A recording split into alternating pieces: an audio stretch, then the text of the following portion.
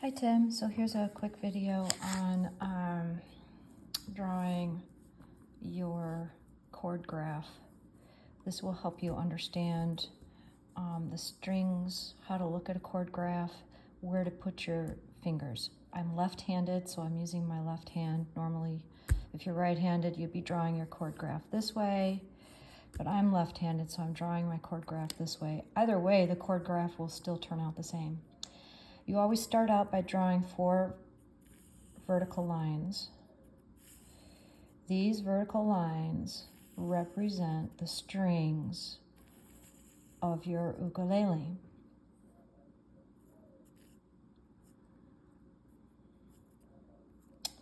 At the top, you want to draw the nut.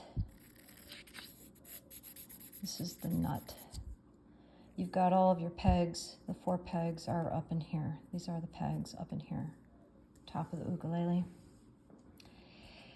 The strings are labeled from left to right. So gold, can, excite, anyone. So now we have our strings are labeled. These are our strings. These are the pegs, the tuning pegs up here. This is your nut. Now we need to draw the fretboard by drawing horizontal lines, creating our fret spaces.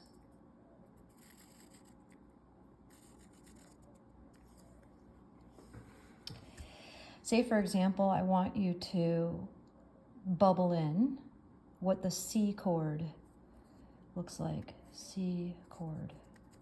Remember, this C has nothing to do with this C.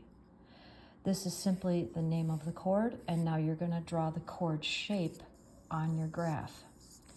The C chord is 3rd finger, 3rd fret, A string. So let's first find our A string, which is right here. Let's find the 3rd fret. 1, 2, 3. Let's go ahead and bubble in right here. And you can even write 3rd finger. Or if you want, you can write in ring finger, which I think is how you've referenced that before. Okay, remember this G is close to your head, right? The A string is close to feet.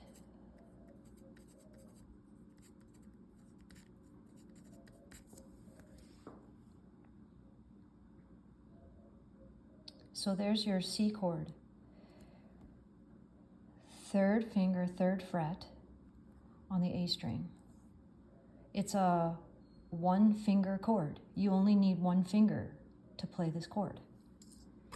Let's draw another fretboard for another chord that you know. First, you're going to draw your lines. The vertical lines represent your strings.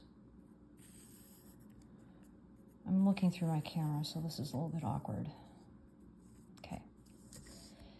Then you're going to draw your nut.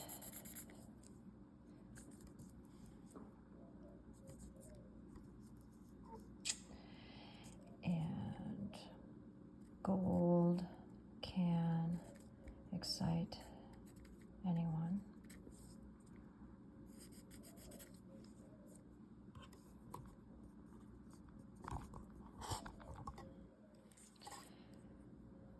Horizontal lines, creating your fretboard.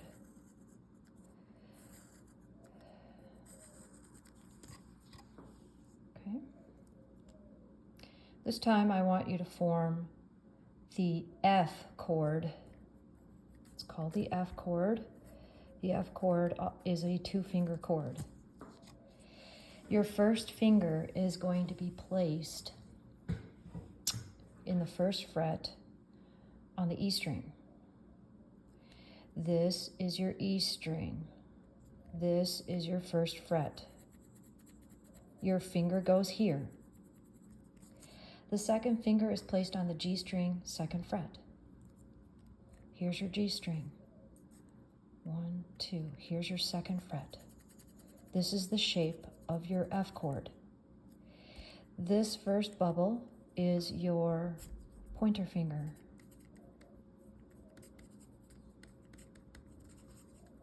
Which means this bubble right here, oops, again, I'm looking through my camera here. This is your middle finger.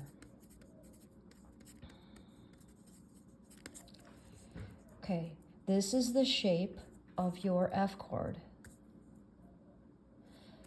Okay, remember where your G string is. This is close to your head. Head. A string is at the foot.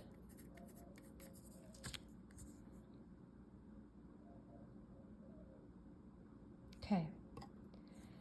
The third chord you are to practice bubbling in is your G7. Draw the strings, which are 4 vertical lines. Then go ahead and connect them with the nut. Label your strings: gold, can, excite, anyone. Where is the G located? Closest to your head. Where is your A string located? Closest to your foot. Make sure you're thinking about that. Then you're going to draw your horizontal lines to create your fretboard. Okay. The chord I want you to draw here in the chord shape is called the G7 chord. That's the name of the chord. This is a 3-finger chord. 1-finger chord, 2-finger chord, 3-finger chord. Your first finger is going to be exactly the same as the F chord to start with. So you're going to be first fret on the E string right here. Then you're going to pop in 2 fingers above and below, splitting this E string on C and A. Bubble in here, creating a triangle. See how it forms a triangle? An imaginary triangle. So you already know that this is your first finger or your pointer finger because you have that reference point from here. So when you move from your F chord to your G7 chord, you don't move this finger. You move this finger and position it here. So this finger is your middle finger.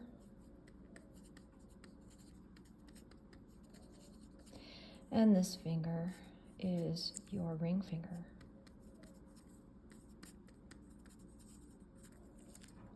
These chord shapes never change. Once you have these 3 chords memorized, then we are going to be able to play a lot of music. It's especially important that you understand how to read these chord charts easily. And eventually that will come. But the more you practice, the faster it will come for you. Let me know if you have any questions, and we'll talk soon.